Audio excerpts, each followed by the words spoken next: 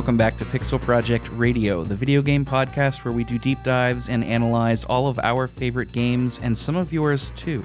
My name is Rick, I'm your host, and today we're pulling out all the 80s and 90s pop culture references as we talk about Gex, Enter the Gecko.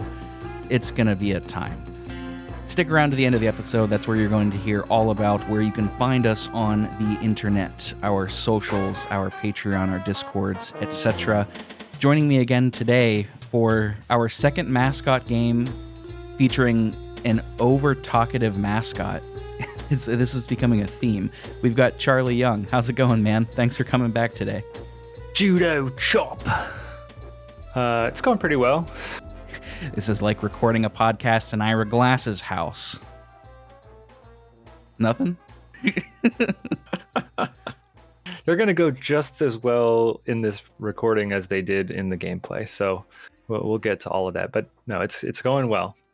So, if you've never heard of Gex, Gex was a platforming series that started out on the 3DO, believe it or not, and was ported to other systems, PlayStation, N64, and PC.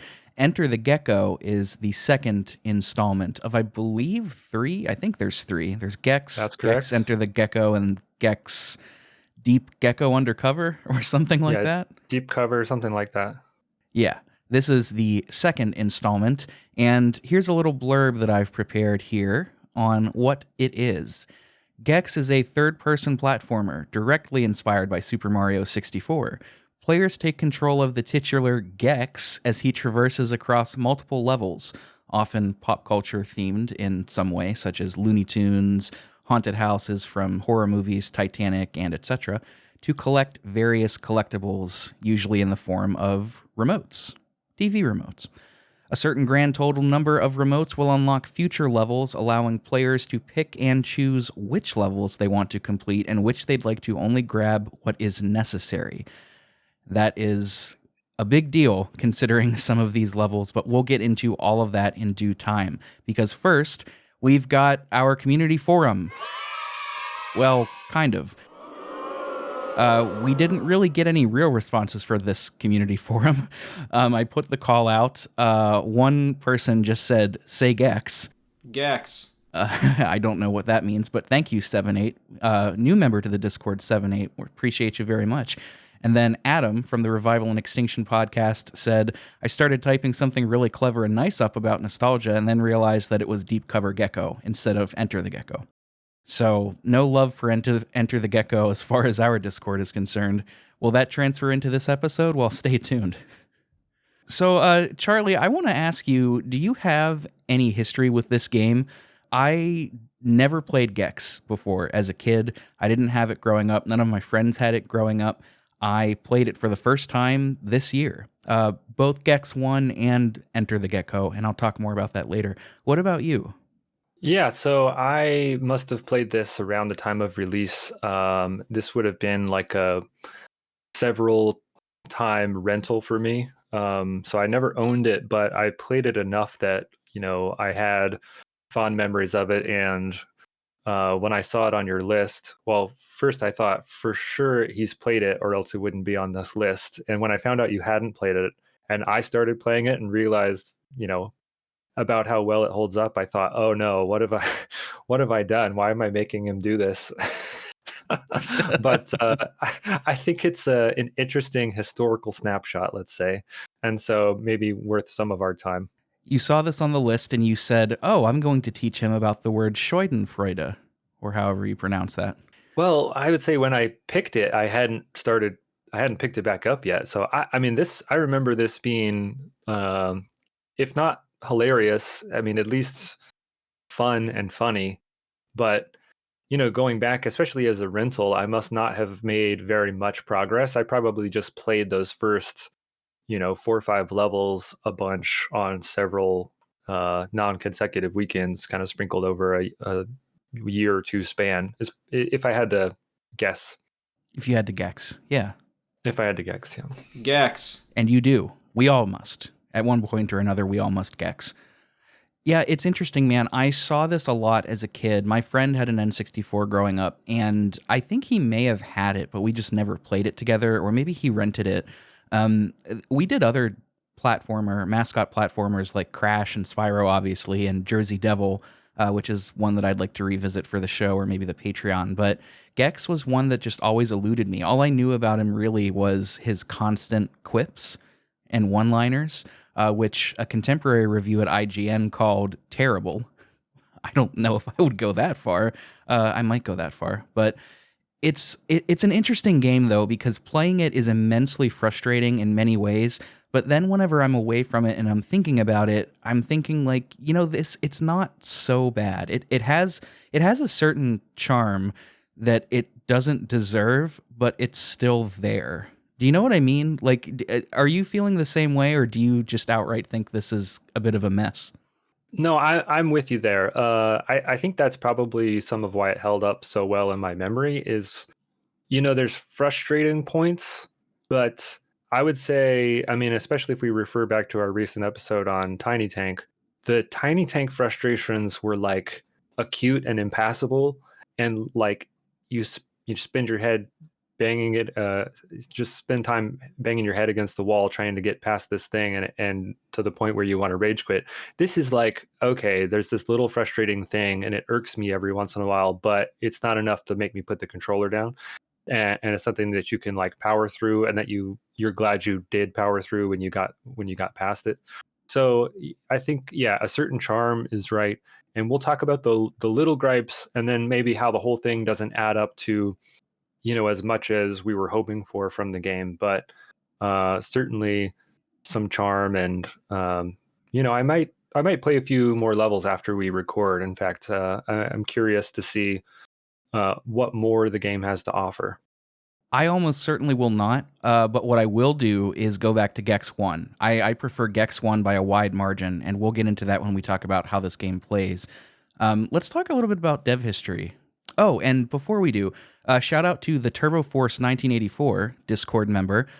He didn't get in time for the community forum, but I know that he's been looking forward to this episode. So I hope you like it, buddy. I don't mean to come off very harshly about this game, but I think there's a lot to talk about here. So let's get into when this released.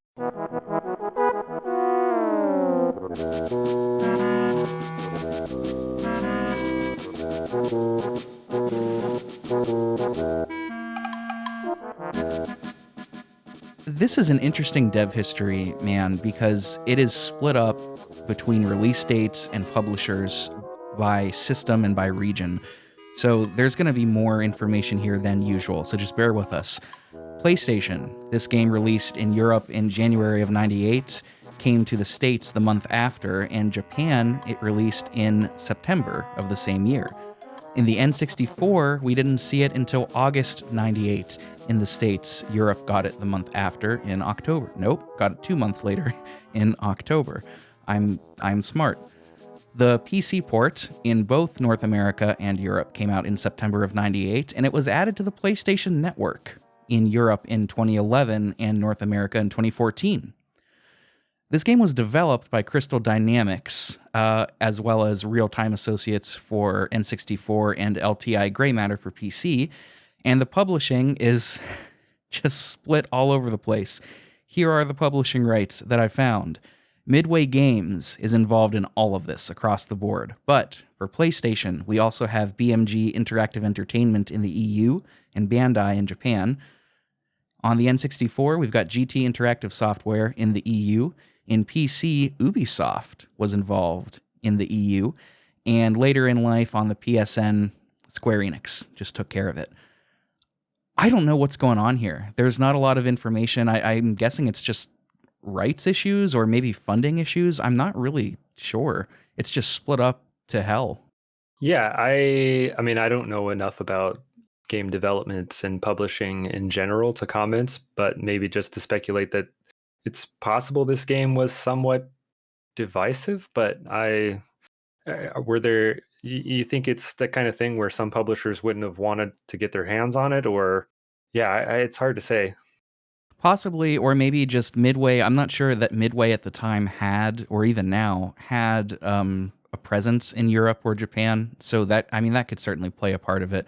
They were involved in everything in North America for this game, but maybe that's the case. Maybe they just didn't have a presence over in foreign territories. Gex. Some credits in this game. It was directed and conceived by Glenn Schofield, composed by a team made up of Ed Allen, John Baker, Kurt Harland, Jim Hedges, and Mark Miller. Backstory and script is how the writing is credited in this game, which is interesting to me because there's not much of a script, but that is done by Rob Cohen of The Simpsons, Ken Daly, Dana Gould, and Scott Steinberg. The humor of The Simpsons was a particular big inspiration for this game, which is why they pulled Rob Cohen in. My understanding is he did a significant work on the one-liners that Gex does. So remember, when you're being mean to Gex about his one-liners, you're being mean to The Simpsons by proxy. I think that's fair to say, right? That's a blanket statement that doesn't need any nuance.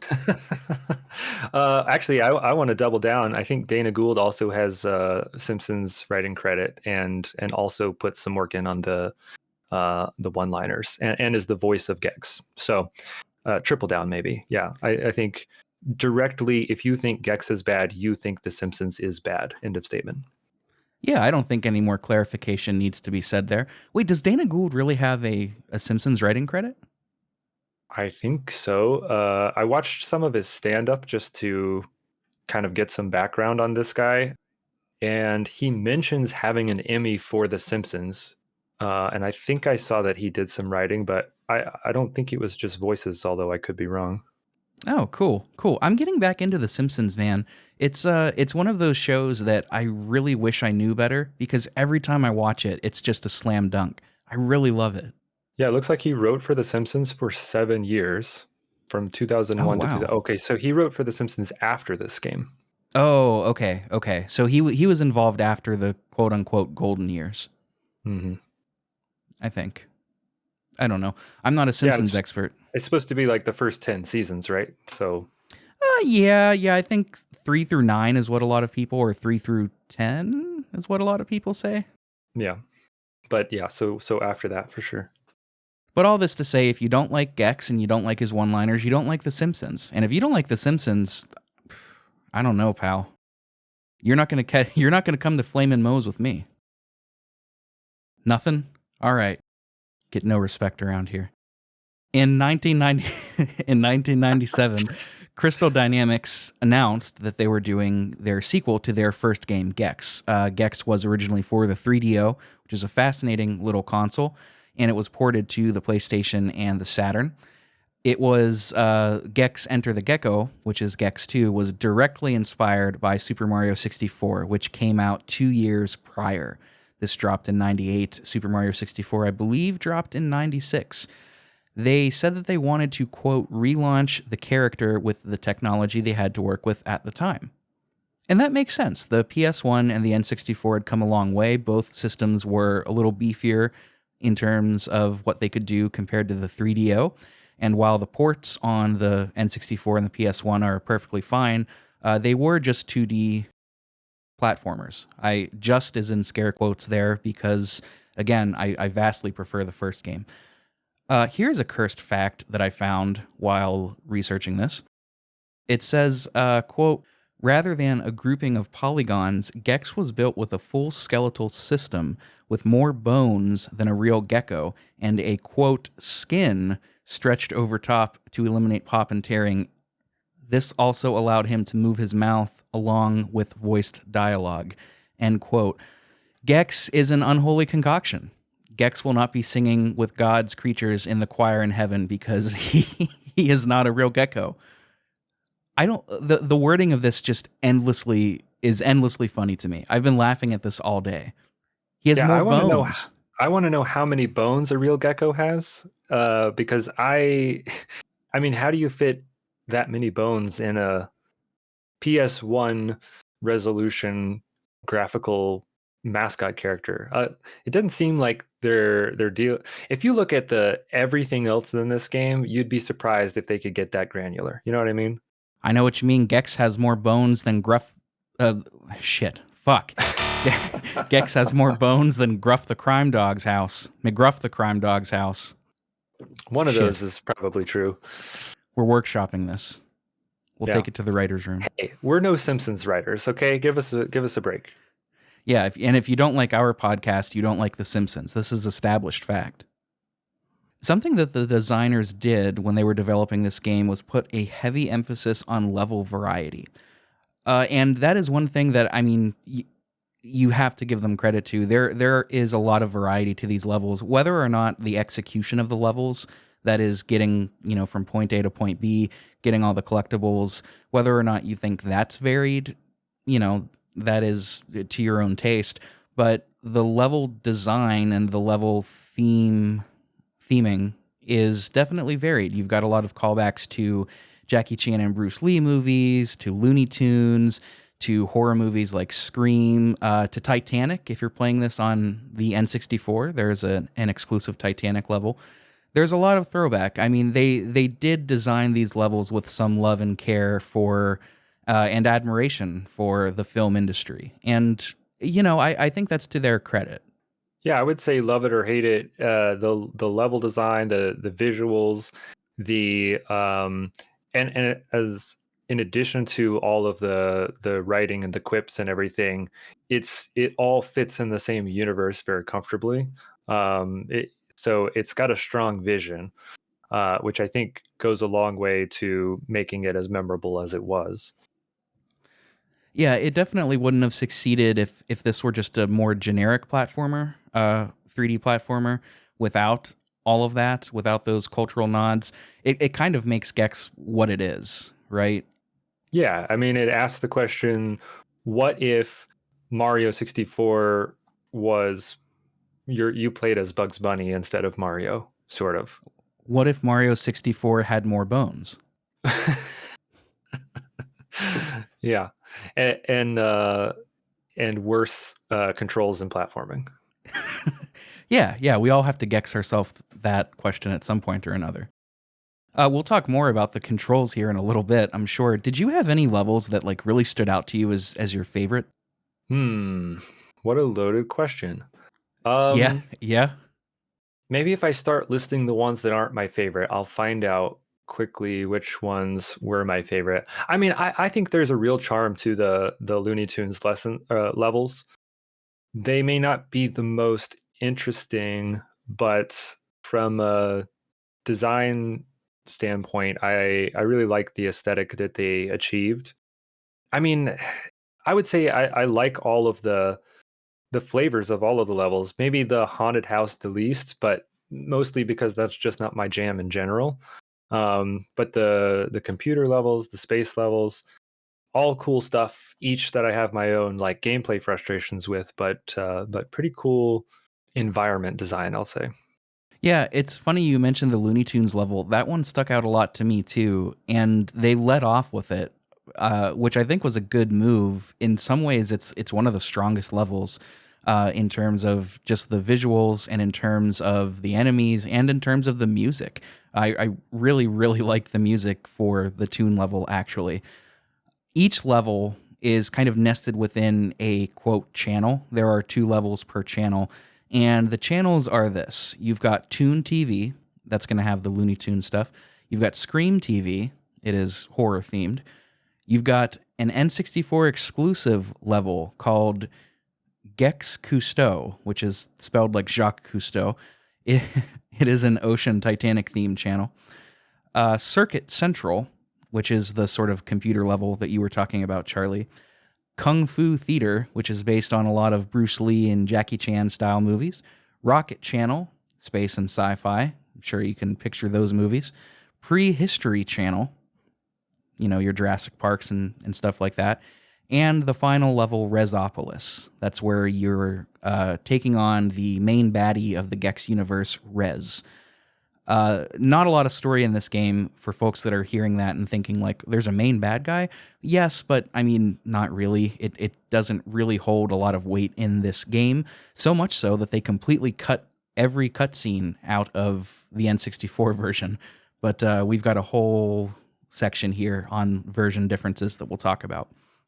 I like the Looney Tune level a lot too, man. I got really frustrated with the Scream TV channels, which is funny because those are the first levels in Gex 1. It's all like horror themed, and they're done so much better. And it was just nothing but frustration for me playing them on, well, in 3D, but also on the N64. Which, by the way, I suppose we should have mentioned this up top. How did you play this game, Charlie? Sure. So back in the day, I was playing it on PS1 as a rental, and then I've been emulating the PS1 version with an emulator on my PC, playing it on a PS4 controller. Okay, cool, cool. And I played like a level or two of Gex because I actually couldn't remember which one I had played. I didn't realize one was 2D and one was 3D. So first I just downloaded Gex and then I loaded it up. And the opening cutscene is actually kind of similarly rendered in both games. So I was like, okay, this is cool, this is cool. And then I got plopped into like a 2D overworld and I was like, wait, what? This is not the game I played. So I played a level or two of that, and I'm just of course I didn't have any fond memories of that version, and I'm not a big 2D platformer guy. So I was like, this is fine, but it wasn't what I was trying to, dig and remember. So I kind of left it after a level or two. So there may be some stronger qualities there, but none that I can speak to from experience. Okay, okay, that's fair. That's fair. So you didn't get a sense. Did you get a sense of which one you preferred, like the 2D versus the 3D? I would have to spend more time in the 2D to know. Again, I think the familiarity won out for the 3D. But I don't think it's like on its own strengths. I think it's just like, oh, this is comfortable. Okay, yeah, that's fair. That's fair. As for me, I played this on N64 on original hardware. I swapped between my little CRT TV and using my RetroTink to play it on a monitor. That didn't really make any major differences. If anything, the CRT was a little nicer. But we'll come back to that when we sort of talk about the mechanics and the version differences, because playing this on an N64 controller versus PlayStation does have its own set of difficulties and challenges. Before we move away from the levels, each level is going to have a boss. These are, they vary. The first boss, for example, is called the Tiki Brothers. There are a group of three little tiki dudes, and you've got to kind of tail swipe some fireballs back at them. The next boss is Mushu Pork, which is, I don't know, I think I would call this my least favorite boss. It's just not super fun to play against. You do a fight as Gexzilla versus something called Mecharez. It's kind of like Gexzilla versus Mecha Gexzilla, sort of. It's pretty cool. I like that one a lot. And then the final boss against Rez, which is the sort of villain of the first game that has come back. Not anything notable here. I mean, if these weren't in the game, I don't think I would have blinked twice about it, you know? Yeah, I'm with you there. They were neat in their own way, but they're such a, they're not like at the end of a level. You just once you unlock them, you basically go directly into the boss fight, and a successful boss run probably takes 45 seconds. So now it may take you a few attempts to kind of like figure out the mechanics and all of that, but they're not very impactful, and they're not. I mean, there's some neat ideas in there.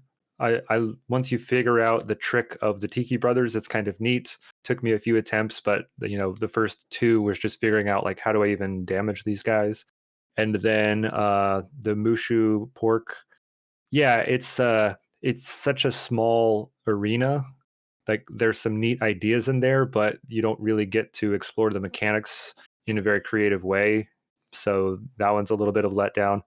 And then I didn't get as far as playing the Gexzilla boss. So It's very uh, cool.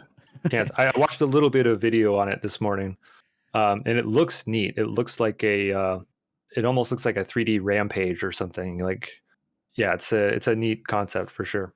Yeah, yeah. For folks at home, the Gexzilla fight, you are kind of your same normal height, but the set piece around you kind of looks like a model city, and the sound effects of you walking around are just echoing stomps as you're fighting this sort of mecha Godzilla knockoff.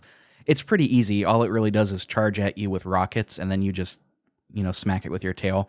And like you said, Charlie, these boss fights take like 45 seconds, maybe a minute and a half if you're really taking your time. They're not long and they're not overly difficult. If they weren't there, who cares? The main draw to this game is definitely the levels and the collectathon aspect, which was popular at this time, especially on the N64, right? I mean, you've got Super Mario 64, obviously, but you've got Banjo-Kazooie, which, that came out before this, right? Before 1998? I can't speak to that. I was never an N64 owner. Yeah, same. I'm just now getting into the N64, so I don't know. DK64 too. Another collectathon game that is immensely frustrating from what I hear. Looks like Banjo-Kazooie is 1998. So right around the same time these dropped together, but yeah, I mean there's obviously some similarities in that collectathon aspect like you're saying. Yeah, similarities in name purely because I think Banjo did it much better. Yeah.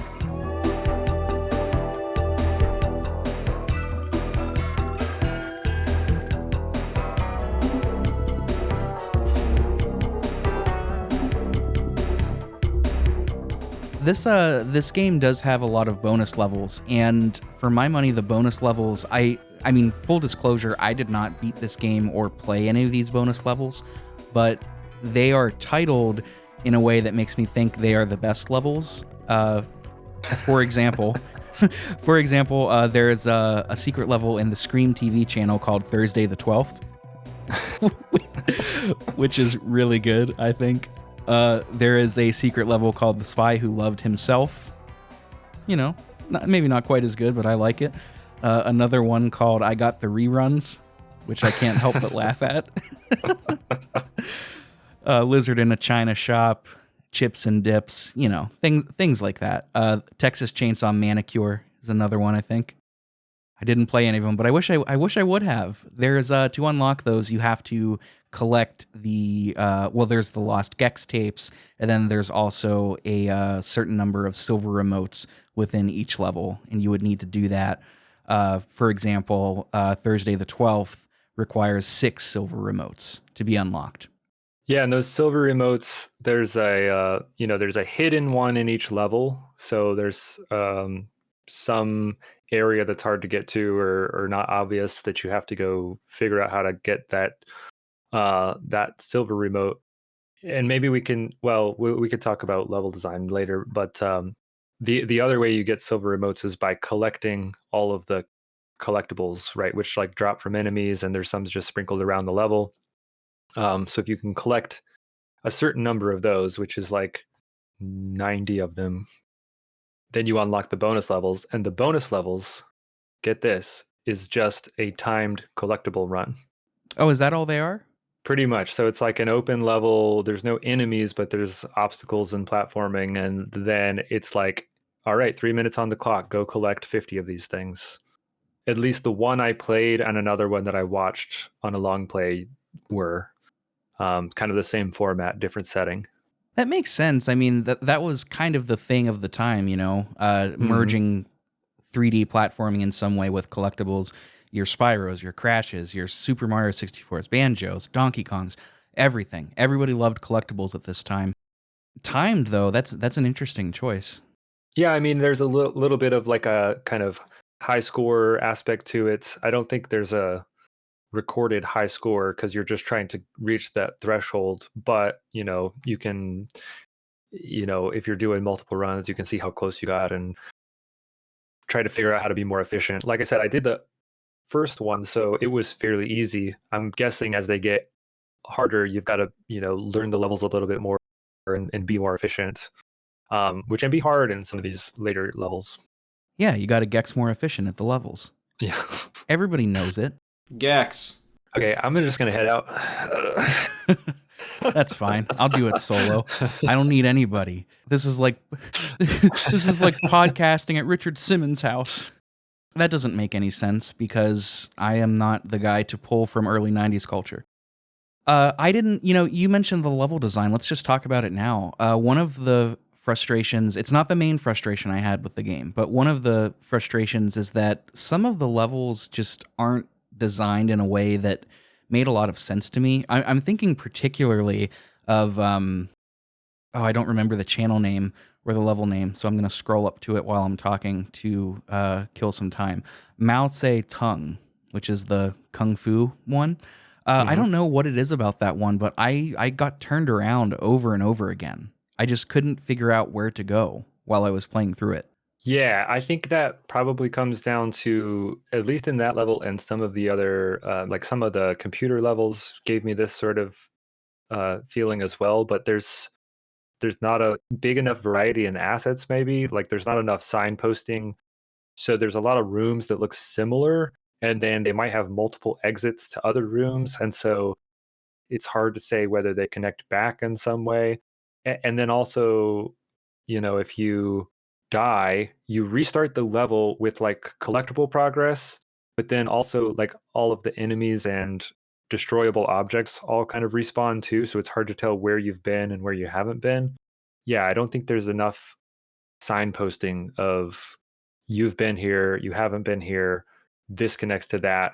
It's a lot of kind of circular rooms that don't have very many bumps on the walls, that you kind of like spin around, and then as soon as you spin around you can't tell where you came from, you go through another door. You're also going kind of like up and down levels, like in that sorry, what was the level you what was the name of the level? Mao Tse Tung. I'll say tongue. Yeah, okay. It's a tongue pun. A lot of tongue puns here. Um, you'll like ascend in these buildings and then come out on the first floor awnings and then run around the awnings, go into another building window, and then go up a floor in the building and then come out on a second story awning and run around some more. Right. So you're like kind of revisiting the hub area a bunch. And if you fall, then you kind of have to like go back, but maybe you don't remember which building you went in first, because everything's like a box or a plus shape or a circle. Like everything's very symmetrical, so you can get turned around really easily. Yeah, and then speaking to your point about the assets, on the N64 version, the assets are noticeably lower quality, and there's a lot of like fogginess that you get, kind Hmm. of similar to Turok on the 64. It's just things don't look nearly as good as the PS1, and that adds to a lot of the frustration, I think, especially if you're playing, on a well, I guess it would be a different experience playing it on a CRT versus like on an upscaler from Amazon or something. But even on the best case scenario on a CRT, the assets just don't they're not crisp and clear enough to make things readable and functional in terms of guiding you where you need to go. Hmm. At least in that level. I had mentioned earlier that I thought the Tune TV was a pretty strong way to start. I mean, that level is laid out really intuitively. It is Yeah. there's not a lot of places where you could get lost. There's not a lot of places where you're in danger of getting a game over. It's I mean, it's honestly one of the best levels in the game, I think. Yeah, and I have some thoughts on that. Like, so with the Mao Zedong level, it's a lot of interiors, and the haunted mansions are like this as well. A lot of interior settings, so it's easy to get turned around in these rooms, and then you're connecting from room to room frequently. Contrast that with, say, the space level, where you're out in the open, there's no walls, you can't and you can fall to your death fairly easily, but also the render distance isn't great enough that you can like see kind of in which direction the level unfolds, right? You can basically see as far as the next major like platform that you're going to jump to. Now there's the little, mini platforms that you might have to bounce between two or three to get to, but like the next island or continent, like you can basically see one continent forward. And so not being able to see like, okay, the level generally sprawls in that way, or if you're not looking directly at maybe a shortcut, like there was an entire half of a level that I didn't know existed in the first space level, because I just like, you can't see it from anywhere. You have to get too close to it, or I don't know. There's like a little trick to getting it to render so that you can tell, oh, there's shit over there. Like I'd like to go that way. So I played the level like 4 times to the end. I died a billion times before that, but I played it all the way to the end 4 times and just kept going. I'm not getting to the other objective. I have no idea. I have no idea where. I feel like I've explored everything, and it was like I just didn't turn right off the very first island because I couldn't see anything over there because the render distance. So the tune levels, like you're saying, you're outside, so it's easy to tell where you are and what's going on, and then you can't fall to your death, and so like you can explore all of those edges. Even even if you were blind, you could like go around all the walls and like find something new, like, oh, there's a path over here that I didn't realize. So it kind of is the kindest of both worlds. It's not in space and it's not inside, so I think for that reason it works pretty well. And you were having those render issues on the PS1 ROM too? Yep.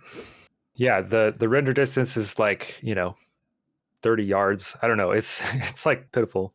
Man, that's a shame. That is a shame. That happened. What was the other major game that happened on?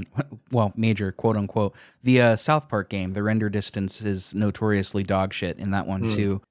That can really ruin a game, man. Having the render distance be so bad, it's a shame. It stinks. Yeah, I would be super interested to play this game, like just I don't know if not a full remaster, but just like let me use the analog stick to control the camera and let me render the whole level on slightly more powerful hardware. I bet it's a totally different experience. Well, it's interesting you say that. Limited Run Games announced in July that they are working on releasing the trilogy on modern hardware in their. I don't remember the name of their system that they use, but they're working on releasing that for modern consoles. Interesting.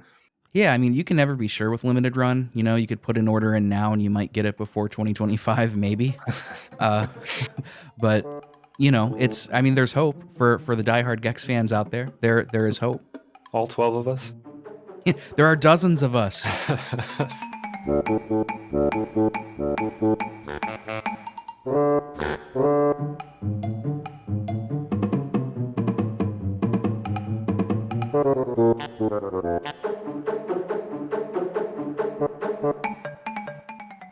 Speaking of funny actors, we've mentioned several times now that Dana Gould was involved in here. Oh, I misspelled his name as Dana Gould in the notes a couple times. That's funny. That fits right into this game. Yeah, yeah, yeah.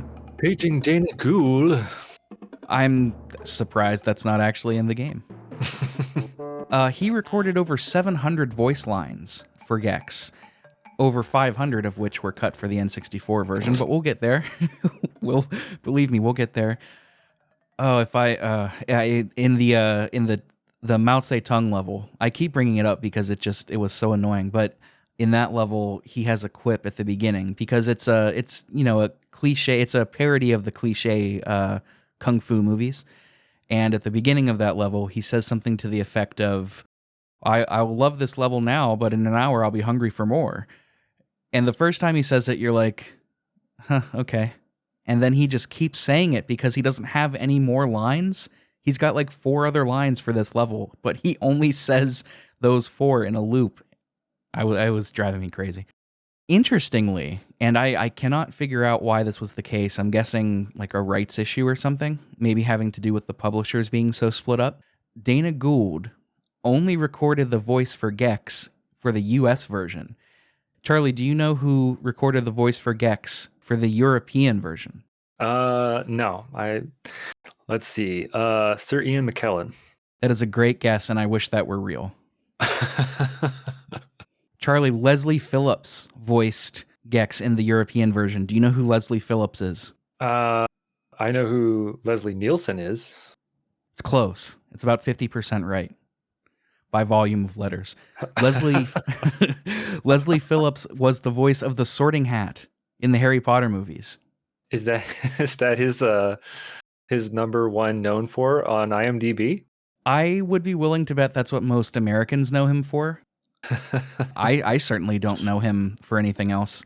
I was about to pull up his Wikipedia page, but I saw it was the Gex Wiki, and I don't know that would be the one that I would want to look at Leslie Phillips' career.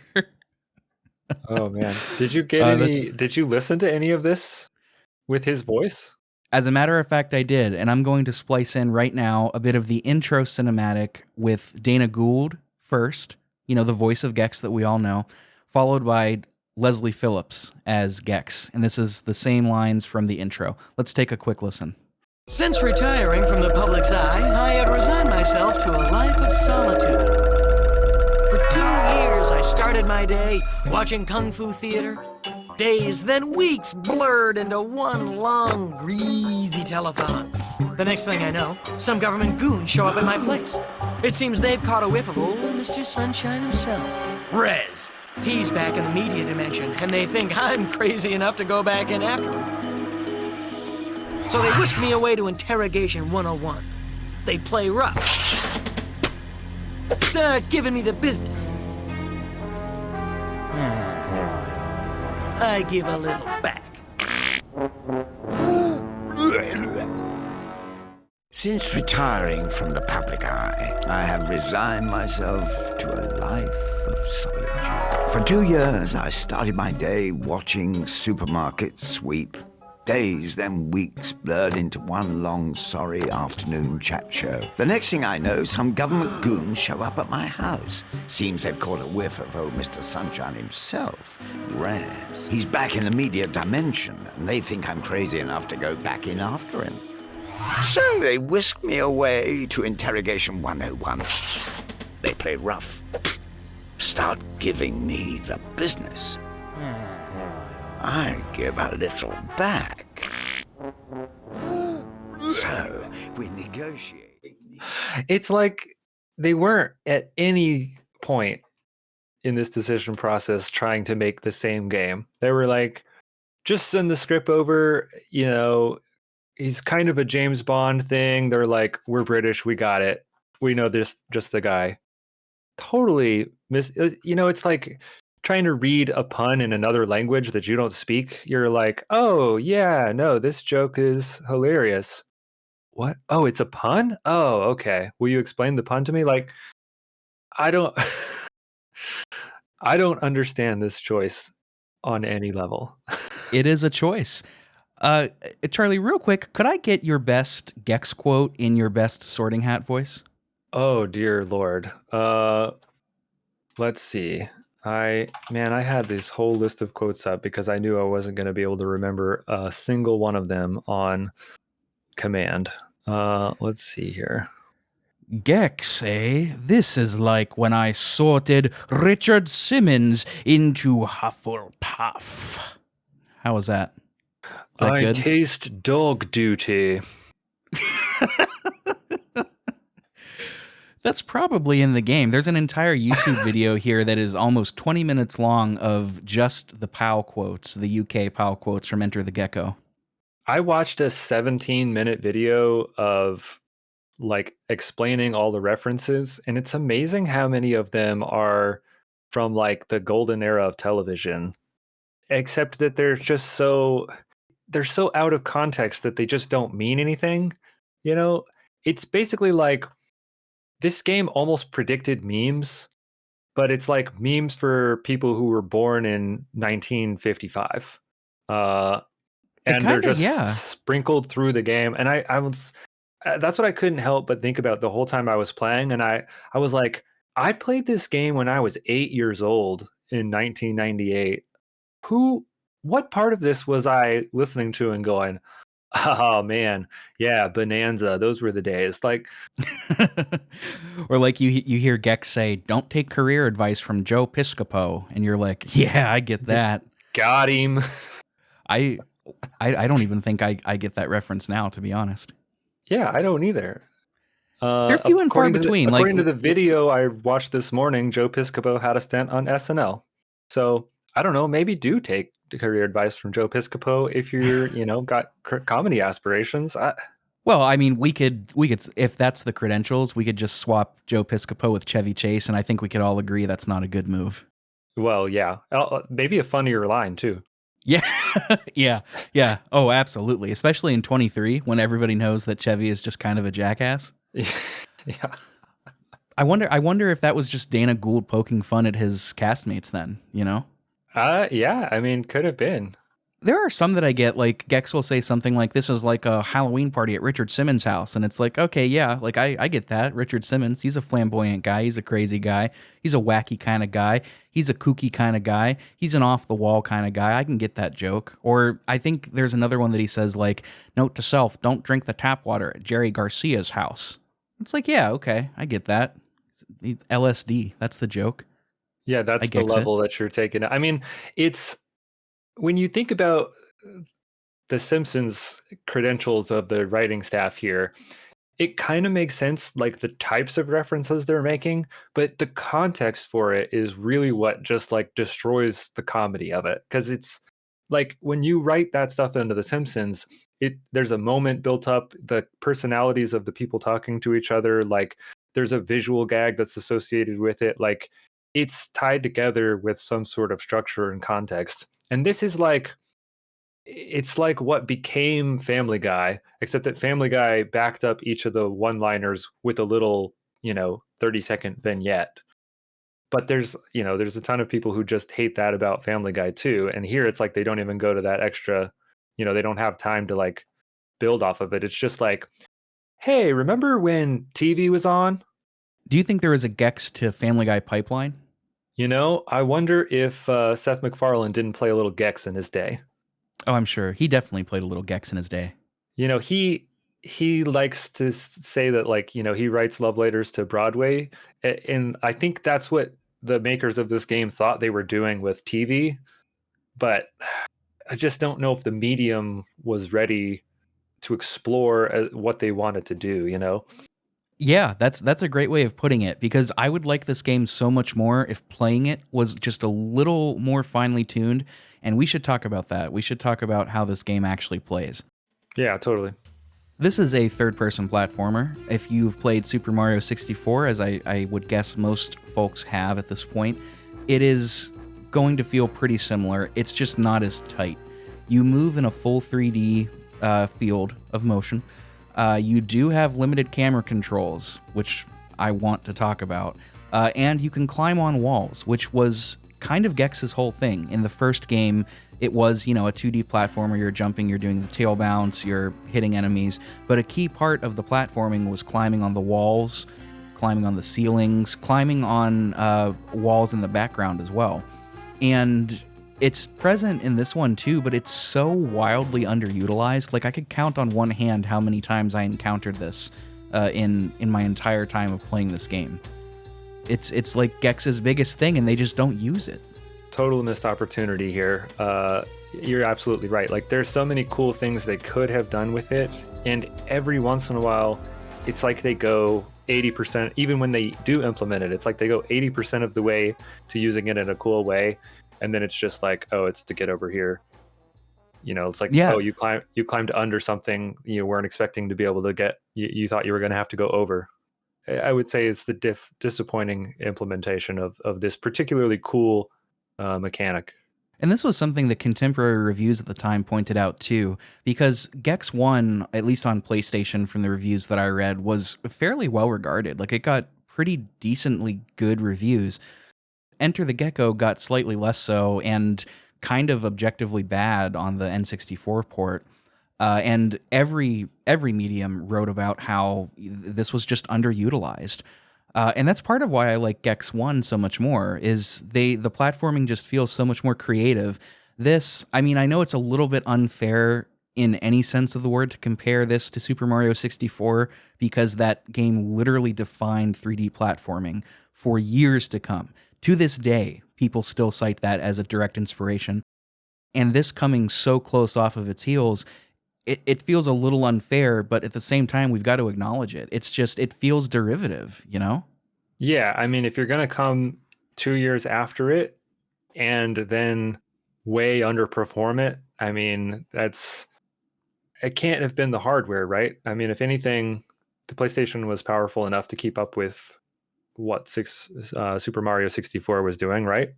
What I would speculate is that they developed this for the PlayStation, and the port over to the 64 was just really subpar. I'm almost certain that's what happened.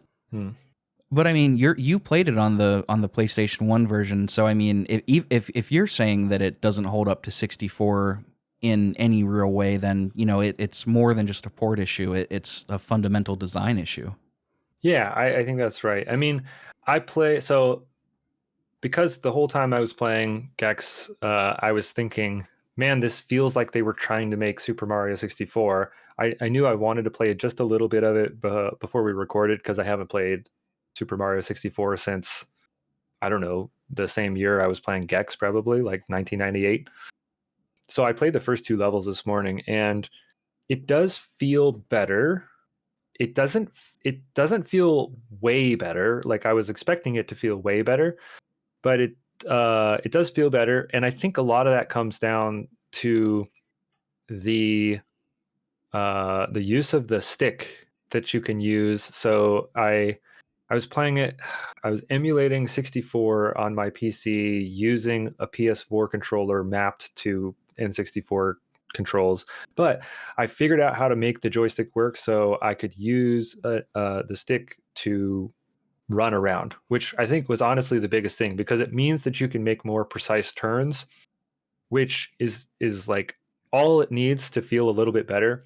Because walking around and getting these little collectibles, it's like so hard to stop and get something that's like just behind you and just to the left. You just end up walking in a circle around it like 3 times. Yeah. Instead of getting close to it. It's not very forgiving too. You have to be like right in the center of the item. It's not like it's okay, you got within a centimeter of it, so it like absorbs into you. No, it's like you have to get it perfect, and it's so hard to get perfect for that kind of thing. You pair that with the clunkiness of the camera, and the clunkiness of the camera in Super Mario 64, well, maybe not clunkiness, but like it has the same types of issues, right? I just think they hadn't figured out 3D camera controls yet. They didn't have a second joystick to deal with that. So on 64, you're doing the C buttons to make like jerky camera movements. I actually think the controlling the camera feels better in Gex. It's a weird system Interesting. where you're using L1 and R1 to swing the camera. It was inverted, like a lot of things were then. So like if I push L1, the camera swings around the back right, so it ends up looking you to the left. I don't know. Or maybe it's like not inverted enough. It's very weird. I don't think it would have felt good either way, because I'm using the shoulder buttons to swing the camera around myself.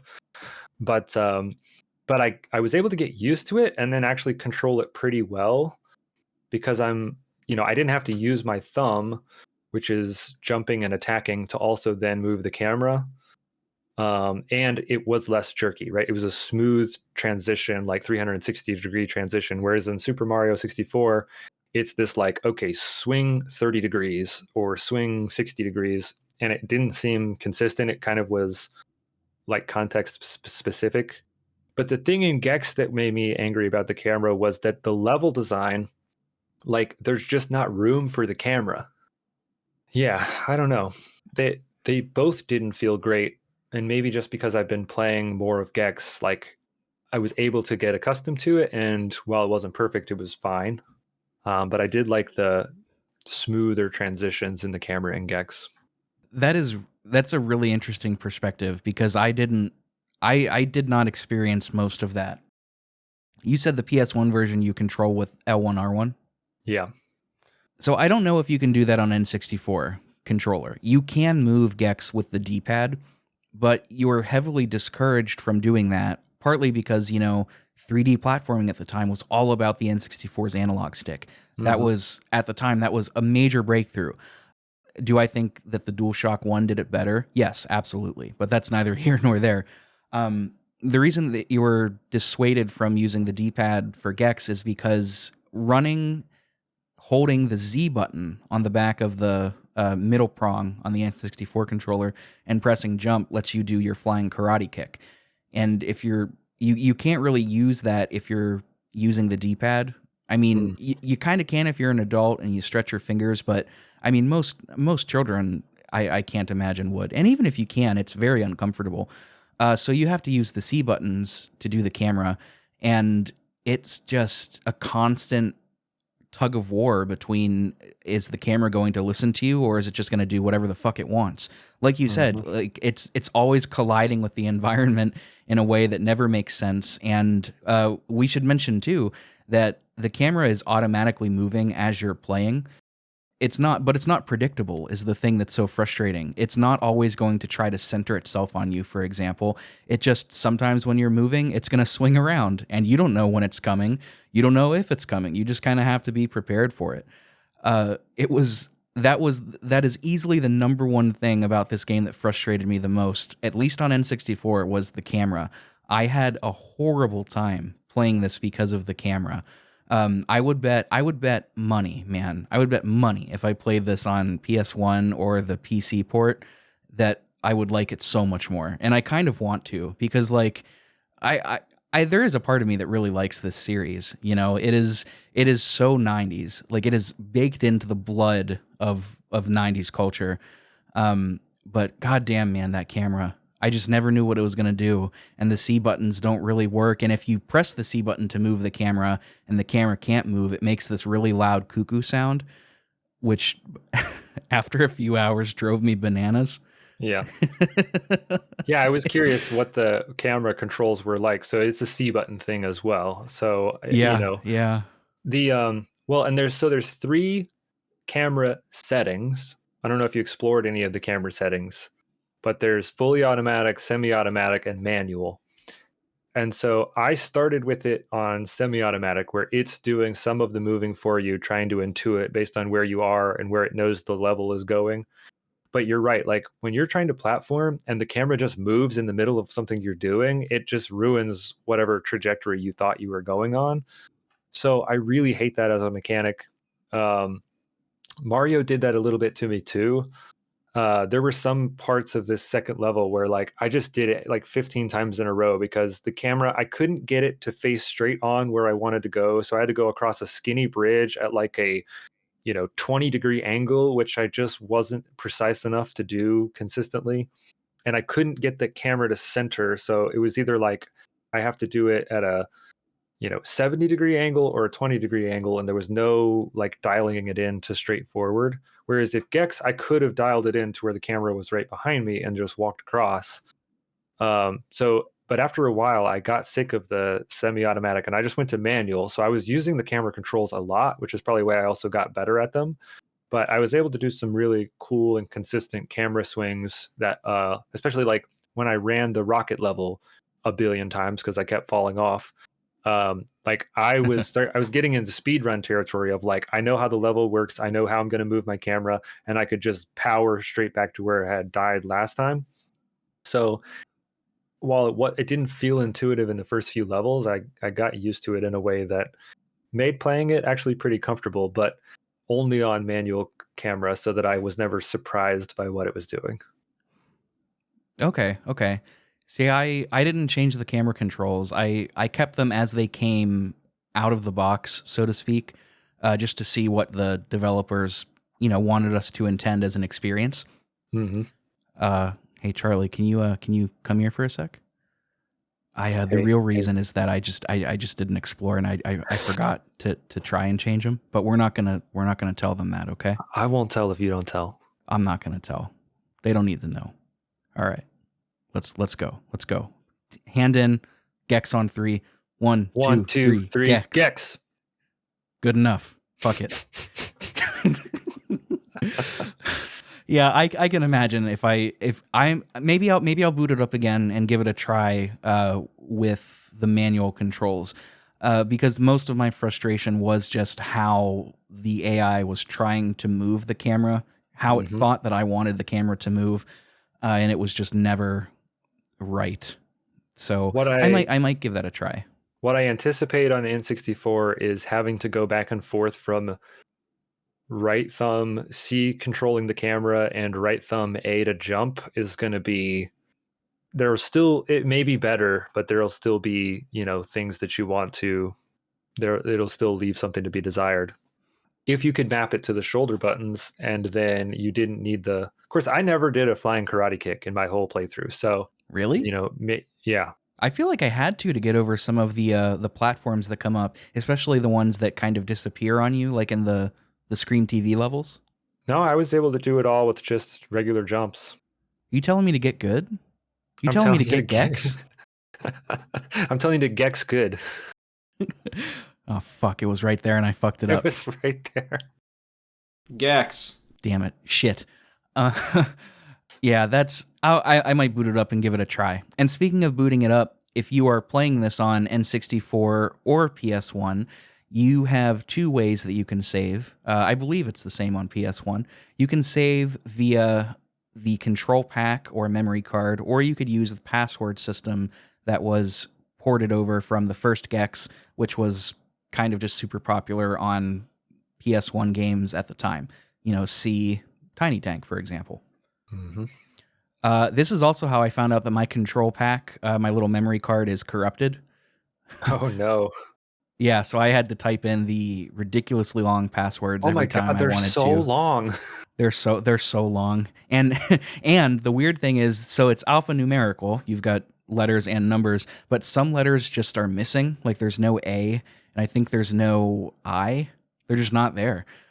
So you never know which letter is going to come next. Life is like a box of Gex letter passwords. You never know what's going to come next. Yeah, and they're like 16 or 20 characters long. Yeah, it's pretty long. I've my camera roll has like 20 pictures of passwords. Oh my god. And who's sitting there in 1998 with like a pen and pad going, all right, square, triangle, A, Z, 3, 1. I was gonna see how much longer you were gonna go.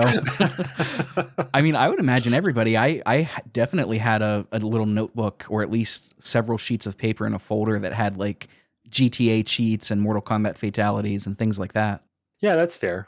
I mean, I had my fair share of tips and tricks magazines, but I don't know if I was also keeping my own notes on the side. But I've never been organized like that. That's true. I don't think either of us are. Wait. It's okay for me to say that I'm unorganized, but for you, that's a little rude. Okay, I'm your guest here. Shit, I really gexed this one. I'm sorry, Charlie. We go way back, and I'm willing to forgive it this one time. Wait, what did you just say? I said, cross me again, and you'll die. Oh shit! This is like podcasting at Barbara Bush's house. She killed a man, right? In her car. That's why I keep coming back, because I just never know what's coming out the other end of the microphone.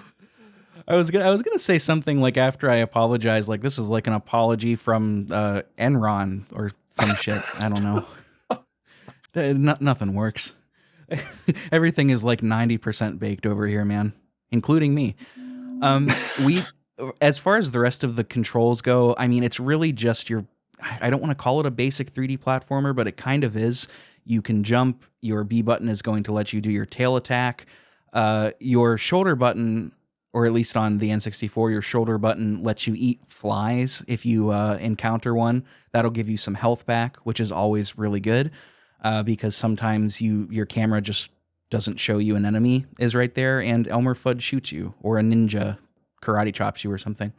Outside of that, you have a tail bounce. I think you can tail bounce on enemies like you could in the first one and take care of them, but it doesn't really give you extra height, does it? I could not tell the utility of the tail jump. I tried it to reach things that seemed like, oh, this is just out of reach. Maybe the tail jump will get me there. But it was so inconsistent, like to time it and to get the height of the tail jump at whatever it was I was trying to get onto, that it never seemed like it was the answer. So there was always just some other way that I could get to it with just running around and doing normal jumps. Yeah, it's not quite superfluous, but it doesn't, like, there's never a point in time where you need to use it. At least not that I encountered. Maybe in like the last level or something, but maybe, yeah.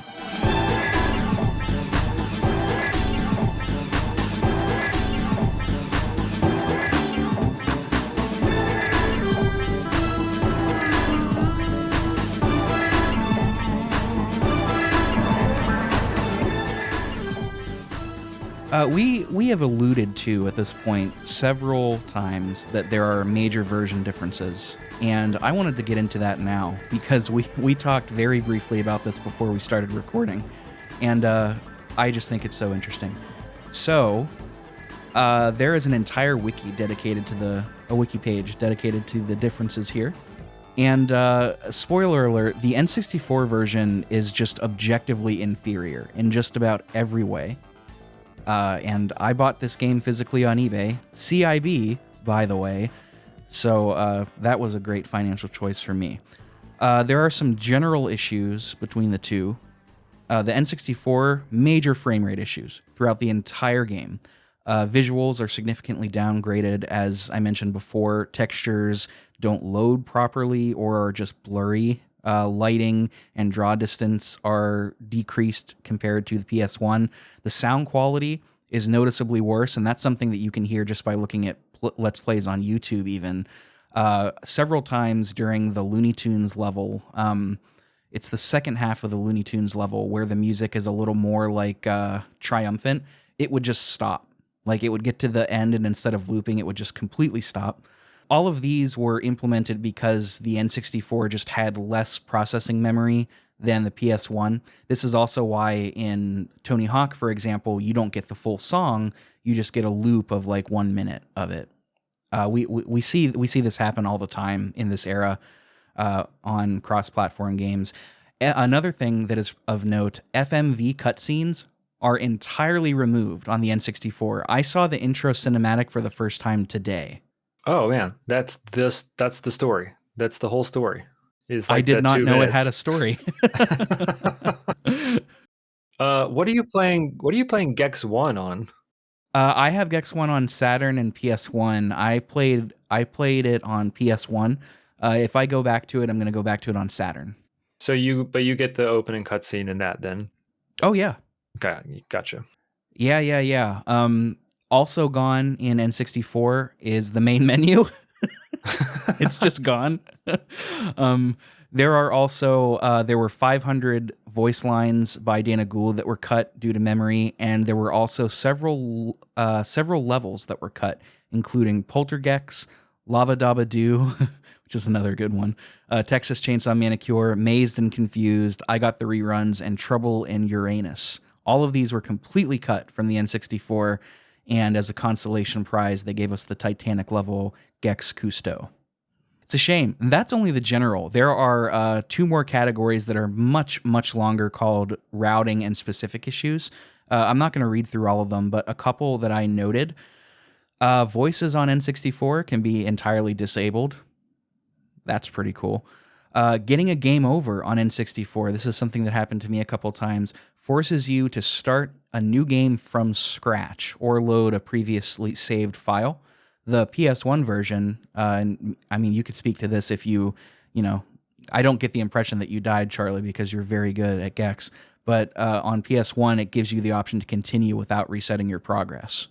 Well, I did so many of the collectibles in those early levels that I ended up with like 30 lives right off the bat, and then I died a bunch later, but it didn't matter because it was sort of inconsequential. Oh, sure. I get you. There's a lot more. I might include this link to this wiki page in the show notes, just because, I mean, we don't often think, especially these days, that different versions are going to be noticeably different. You know, like a game might run better on one system than another, right? It might run better on PS5 than Xbox Series X. Switch is the outlier just because Switch was outdated when it came out. But this is like, it's almost a different game wearing the same disguise on N64 versus PS1 or PC. It's incredible, and it gets into some of the really nitty-gritty technical stuff too in like the routing section, if you're interested in that sort of thing. But I might throw that into the show notes. I will try not to forget about that. It's crazy, man. The biggest tragedy here is that because some of the best writing is the level names themselves, and you missed out on all of those level names, you know, you're really missing the best stuff in the game. Yeah, so many of these levels that were cut sound pretty cool, just based on what I've looked up on them. I think I looked into a Let's Play of a level doing, maybe it was Poltergex. I can't quite remember. It was one of them for sure. But I mean, that's just a significant amount of cut content, especially the voice lines. That really surprised me that out of 700 total, 500 got removed entirely. That's like Gex's calling card. Right, especially when you consider it's like kind of the point of the game. Right, that's the whole draw. There's a quote here from a GameSpot review at the time, where the reviewer found the jokes so lame that they dragged the entire game down to a mediocre level. He added that, quote, "You can turn the commentary down or off, but considering that's the game's entire selling point is based around these pathetic one-liners, you kind of feel obligated to leave them on." Ouch. That's Yeah, brutal. that's pretty scathing. I don't think God that was the damn. common consensus back then, but but it acknowledges that, like, yeah, that the quips are kind of the point. Like, that's what makes him the mascot. I mean, he has a pretty cool character design, and again, and we've already talked about maybe the biggest selling points of his actual like Gecko-ness is pulled off better in the 2D version than the 3D version. But like, kind of like Tiny Tank, it's like we're looking for a mascot here, and when your mascot is supposed to be this sort of quippy, irreverent guy, and you cut all of his quips, then what are we doing here? There's another contemporary review from IGN that leads off the sound section with this quote. It says, quote, "Dana Gould's stand-up comedy is often hilarious. That said, Dana Gould's one-liners throughout the Gex franchise are terrible, and Gex 64 proves to be no exception. Really, are we supposed to laugh at, forget about it, or don't take career advice from Joe Piscopo?" And then it just goes on to criticize the N64 version. But I was really surprised to see so many contemporary reviews kind of not enjoying Gex's entire identity. I thought for sure, especially in the 90s, that this would be a hit. Yeah, like I said, it seemed like memes before memes made for people born in 1955. But if those people weren't enjoying it, then who's left? People too young to understand what the humor was about, but thought that the level design was pretty cool. That's who this game is for. Monsters. People who would go on to play Balan Wonderworld. Wonderland? Wonderland. I think don't it's know Wonderland. what game you're talking about. Oh, the notoriously terrible Mario alike from the Sonic creator that went to jail. Oh. Yeah, there's a lot of stuff to parse out in that sentence, I know. Yeah. Yeah, if anything, I have more questions. Yeah, dude, the Sonic team creator did some insider trading. He went to jail. Okay, that's the best possible thing that he could have gone to jail for. That makes me feel better, actually. Yeah, no, it wasn't anything wild like Tumblr stuff. You could use your imagination. Yeah, who would have thought that Sonic furry porn would have come up in the Gex episode? Not me. Man, I don't know that I have much more to say about Gex. We didn't upfront because I forgot to do it. We didn't give this our totally accurate and meaningful rating. How many one-liners out of 10 are you going to give this guy? Oh boy. It's so hard to parse between there, because like we said, there's a lot of charm there. I kept wanting to say there's a lot to like, but I don't know that that's true. There's a lot of charm. They gave it the good old college try here, but yeah, we're probably at around that 5 out of 10. Yeah, I think I would agree. I'm right there with you with a 5 out of 10. Like, there's stuff that drags it down lower, but I mean, it leans into what it wants to be so hard that it's really difficult to outright hate this game, right? And I'm not like, if you like this game, I'm not saying that you're wrong. I'm really not, but it leans into its identity so hard. It knows what it is, and it's not trying to be the next Super Mario 64. Does it use that as a template? Yeah, absolutely. But it's not trying to pass itself off as like, the next step.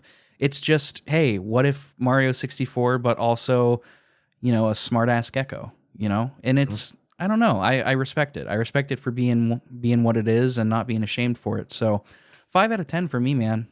It's fine. The music is actually pretty good. I know we didn't talk about it, but like, and there's no notable, well, no offense to the composers, but I mean, I couldn't find anything else that they've done. But the music is really fine. I mean, it's all incidental. You're not going to have like any melodies or anything like that. But, as you enter the Elmer Fudd section of the Looney Tunes area, the music kind of adapts to that. As you enter the Mao Zedong area, the Chinatown Bruce Lee area, it very unfortunately does the perfect fourths thing quite a lot. But the soundtrack is fine. I liked it, even on the N64, where the quality is objectively, poorer. Yeah, it's another one of those not super memorable, but really does pretty good job of setting the mood for each of these levels. Pairs well with the visual aesthetics and the adds to the overall flavor. Well, one more thing I'll say in favor of the level design is because we didn't mention this, but the each level has 2 to 3 objectives, which results in you getting a red remote, which are like kind of like the main. These would be like your stars in Super Mario 64. Yeah. And you're trying to get the more of these you can get, the more you unlock overall progress. And there's, like you said, there's silver remotes and gold remotes that are kind of bonus, and they do other things, but your main progression is collecting these red remotes. So each level has 2 to 3 red remotes. So you can play these levels with different purposes in mind, getting to 2 to 3 different end objectives. So they get actually a lot of mileage out of the levels that they've done as well. And at first I was afraid it was going to be tedious, but I think the more I played it, I like this. It lets you revisit, it lets you learn the levels and spend some time appreciating what's going on. So yeah, I think overall a positive there, and a creative feather in their level design cap. Yeah, that's fair. And learning some of these levels is really important too, because some of the objectives are not going to be in the same place as the other objectives. So getting a lay of the land is a really good idea. Yeah, promotes exploration, right? Because they give you like a little screen grab of the end, like the actual goal, but there's no tips on how to get there, and then you just have to feel your way through the level until you kind of go, oh, okay, this goes towards that, this goes towards that, and it's not obvious. Especially, I mean, maybe the render distance is actually helping the sense of exploration a little bit. I wish it was a little bit further, just for ease of quality of life, basically. But some of the mystery is held there, right? Yeah, well said. Well said. I can't imagine ending this episode on any other quote. So let's just shut it down. Yeah, that's Gex. That is Gex Enter the Gecko. If you're going to play this, I think you should start on the first one and see the natural evolution. I believe there is a Game Boy Color adaptation of Enter the Gecko as well. Either Enter the Gecko or maybe it's one of the other two. I'm not quite certain. But back then, Game Boy Color ports were often just entirely different games, which is why I didn't do any research into it. So if you were the one person out there that was hoping for that, apologize. Yeah, play the first one, play Enter the Gecko, see if you want to go into Deep Cover Gecko, which is Gex 3, and that is the trilogy. We might see this released sometime next year in 2024 from Limited Run Games on the Switch, most likely. Switch and maybe PS4, PS5. Who can say at this point? It's hard to tell with Limited Run, with how they, with how they announce things and then get into development and shipping. But for now, I think it's time to close this episode out. So, thank you for sticking around, folks. I know this was a shorter one, kind of by design. It is December after all. If you're celebrating any of the various holidays this month, stay safe. Take breaks from your family, as I know many of us need to do. If you want to keep up with the show, you can find us on the social medias. You can find us on Instagram and Twitter primarily. We are on Blue Sky as well. You can find us on Discord too. You'll find that invite in the episode description, as well as a link to our Patreon page, where you can find and sign up for a variety of tiers if you so choose to support the show financially, and in return get extra episodes, our schedule in advance, the ability to decide what content gets put out and talked about, and etc. And my love. You get my love. Now heavily discounted, but still full all the same. That's Gex, baby. Charlie, anything that you want to talk about before we jump off? I know you are not a full-time podcaster yourself because you have common sense, but if you have anything going on, would love to talk about it, love to promote it. No, man, I just wanted to say thanks again for having me. I love coming here and talking to you, and I hope people enjoy what we have to say. Next time I come back, love to talk about a game that we both have unambiguous good feelings about. I think that would be a fun change of pace. Or another game of like Lisa where we could actually dig into some like meaty story stuff. Sure. No, absolutely. I love, I think analysis is definitely my strong suit. Unless you're talking to me in real life 3 beers in, I'm not the funniest person you've ever met. Now, if you do come give me 3 beers, hold on to your butts, but... And if you don't, he'll do it for you. Yeah. Whoa. But, yeah, always fun to be here. Can't wait to get back. And, I love you, man. Thanks for letting me be here. Oh, damn. Are you sure you're not 3 beers deep? Because I love you too, buddy. All right. Thanks again, Charlie, for joining us. And thank you, listeners, for sticking around to the end. As we said before, you can find us everywhere in the episode description. See you next year. At this point, this is going to be one of the last episodes of 2023. So see you in 2024. We'll see you next time. Take care. Okay, here it goes. Hot off the presses from the home office in Kapalawani, Maui. The top 10 reasons why it's cool to be me, Gex. Number 10. Can look down blouses when hanging from ceiling. Number 9. Inheritance from Uncle Izod means no longer having to kiss video game executives' butt. Number 8. Ladies love a gecko's smooth skin and smooth moves. Number 7. Able to kick Kermit the Frog's butt. Number 6. Perfect start. Gex.